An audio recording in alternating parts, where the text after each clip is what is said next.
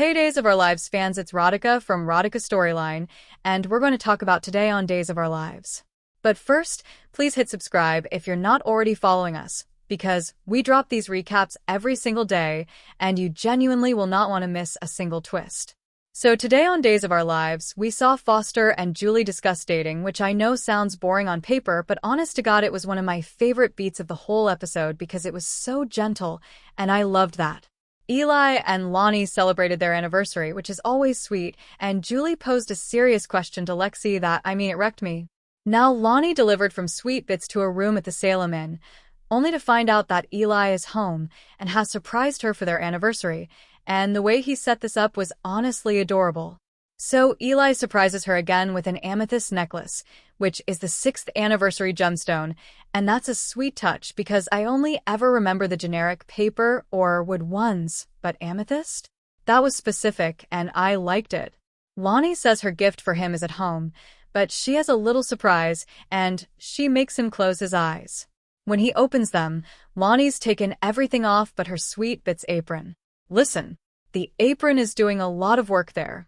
They quickly get passionate, and I appreciated the show giving these two a win, because they've earned it. Sadly, Lonnie does have to get back to the bakery, but she says there are more surprises to come, which means we're getting more Sweet Bits apron content, and honestly, I am here for it. Now will Foster and Julie have another date? So at Julie's bookstore, Foster apologizes for missing the concert and asks to make it up to her, and he has 2 more tickets for next week's concert. The music of Irving Berlin. Julie's smile fades and she becomes serious, saying she'll have to miss that one. And you can see the air leave the room when she says it. Julie explains Doug loved Irving Berlin and their favorite was Always, which is now one of my favorite details in the whole show, and I am so upset about it. Foster totally understands, and eventually Julie admits this is all new to her, and Foster says he feels the same way, but he enjoys her company. They both believe their departed spouses would want them to be happy, and that line was delivered so well that I kind of wanted to hug both of them. Julie says she just needs more time, and Foster suggests that if, and when she wants to go out, they could do the trivia night they've talked about, or the tapas bar everyone raves about. She agrees to give him a call when ready. Julie walks off, and then Foster's phone rings, and he turns around to see Julie on her phone, waving at him, and that is such a sweet little setup, and it's the kind of beat that makes me trust the show again. Honestly, so what's Kristen's plan? This is where the episode goes from sweet to absolute chaos. Kristen meets up with Lexie in the park, and she has a plan that will benefit both of them. She suggests the two of them switch places, and let me say that out loud for those of you in the back. Kristen wants Lexie to take her place getting shipped to the DiMera island so her family doesn't have to watch her die again, and Kristen will escape right under EJ's nose. That is diabolical, and I'm going to talk about this more in the speculation section because it deserves more time. Lexie asks how this will work because people won't confuse them, and Kristen has discovered not everyone on that island is loyal to EJ. The island workers are expecting a container with EJ's sister in it, and EJ didn't specify which sister. So Kristen says they have to find a way to switch places after she's kidnapped, but before being thrown into the container. Lexie calls it clever, but says the truth will get out at some point, and Kristen says by then it won't matter. This will buy her the time to get far enough away. Kristen says this allows her to vanish, and Lexie gets to live out her final days on a beautiful island paradise. And the audacity of marketing a kidnapping as a beach vacation is peak DiMera. Lexie says surely Kristen doesn't plan to be on the run forever, and Kristen notes it won't be forever, just long enough to figure out how to outmaneuver EJ, and at this point I wonder if Kristen has ever not been on the run, has she ever just had a normal Tuesday? Lexie wonders how it got to this place. What did she do to make EJ want to punish her?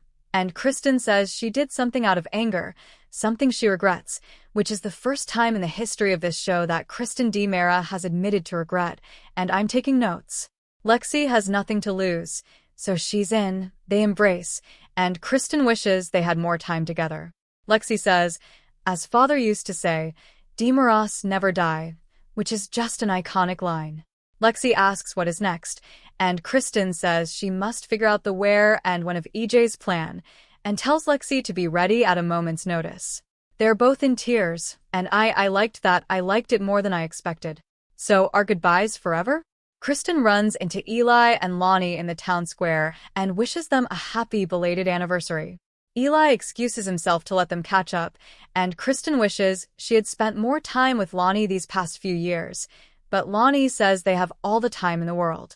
Kristen says her friendship means so much to her and to always remember that, and it's obvious Lonnie is troubled by all of this outpouring from her friend.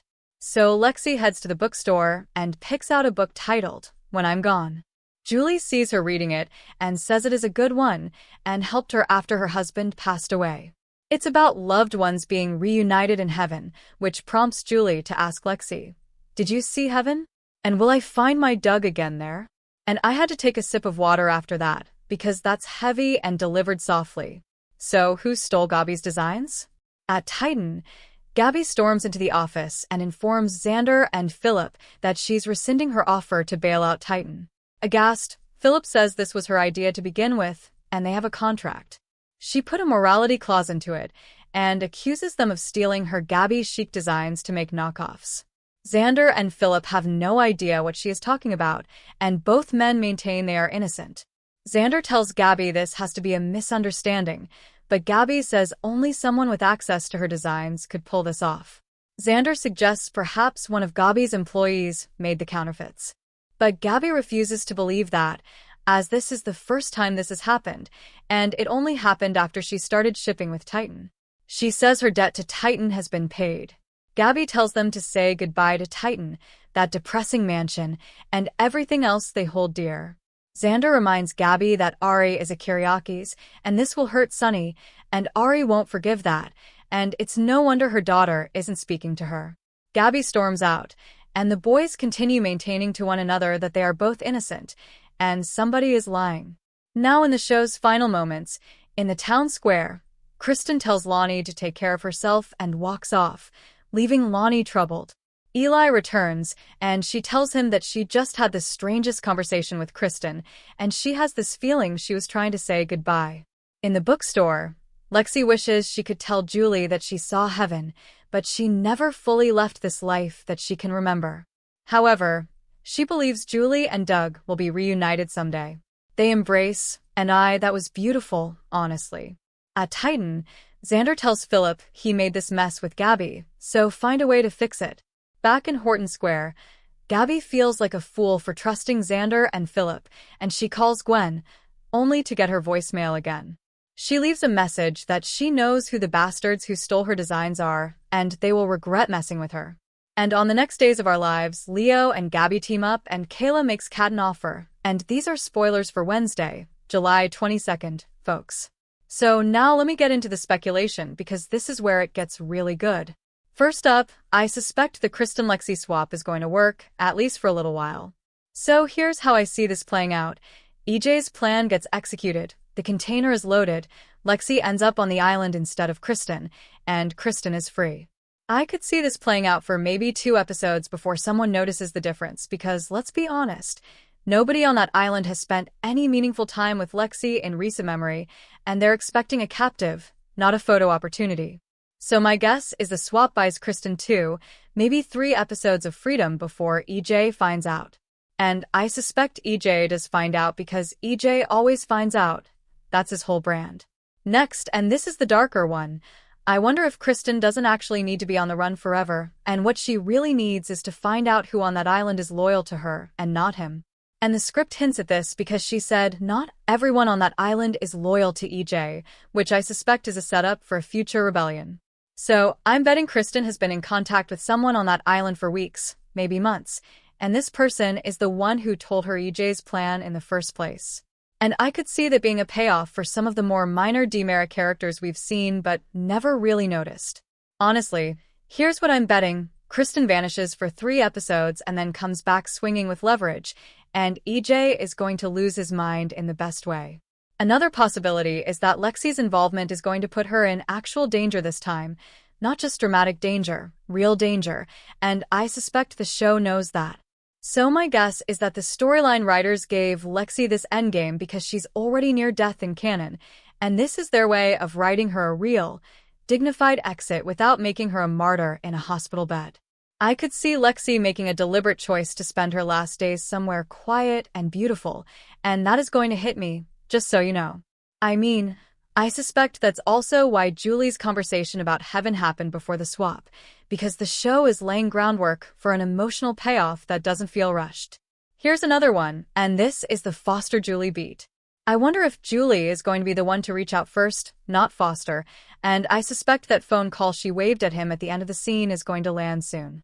So I'm betting next week Julie invites Foster to trivia night, and it's awkward. And it's beautiful, and it's the kind of slow burn this show hasn't done well in a while, and I'm here for it. Another possibility is that Julie books that trip to Irving, Berlin in a different form, like maybe she invites Foster to a community play, and that's how they get their version of Always, which I would honestly sob over. Last but not least on the Kristen story, I suspect EJ's plan was actually designed by someone else, and I don't just mean a henchman. I mean, I could see EJ having been fed this idea by someone who wanted Kristen gone, and if that's the case, then Kristen is being used as a pawn by an even bigger player, and I wonder who that is. My guess is that we haven't met them yet, or we have, and they refuse to take credit. Now let me talk about the Gabby situation because honestly, I suspect one of those two men is telling the truth and one is not, and here's why. So Xander's reaction was confusion. Genuine confusion, and Philip's reaction was calm denial, which I'd expect from both sides of this argument. But here's the thing, Gabby said it only started happening after she started shipping with Titan and the access point, that's the key. So I suspect one of Titan's warehouse workers is the leak, and somebody higher up gave the green light. I'm betting that's going to come out next week, and I could see it being a character we haven't focused on yet. And I wonder if it's someone connected to Gwen, because Gwen being unreachable on her voicemail is suspicious to me. Another possibility is that Gabby is going to take this personally in a way she shouldn't, and that's going to damage her relationship with Ari even further. I suspect we get a pretty heavy mother-daughter scene by the end of next week. Now a quick word on the Eli-Lonnie anniversary stuff because honestly it was sweet, and I want it to stay sweet. So I suspect next week we just get home moments, more apron content, more Lonnie being adorable in a kitchen, and Eli being the most supportive man in Salem, and I am not asking for drama here. I am only asking for them being happy.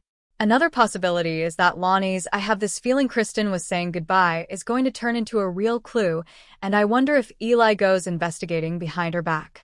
So let me know what you think in the comments, because I genuinely want to know if you're Team Kristen escape or Team Kristen gets caught. So my closing verdict here is simple. The Kristen-Lexie swap is going to work, but not for long, and when it collapses, it's going to be loud, and it's going to be EJ doing the yelling, and I am going to enjoy every second of it. Meanwhile, Gabby is going to out a real Titan thief before the week is up, and Foster and Julie are about to give us the softest romance this show has tried in years, and I genuinely hope the writers know what they're doing. Also, Nikki, no, Lexie, you are loved, and I see you, and I suspect the show is going to honor that properly. We'll see. Thank you for being a loyal listener. Follow us wherever you get your podcast because you don't want to miss the next episode. Rodica Storyline is on all the major podcast platforms including Apple Podcast, Spotify, iHeartRadio, and more.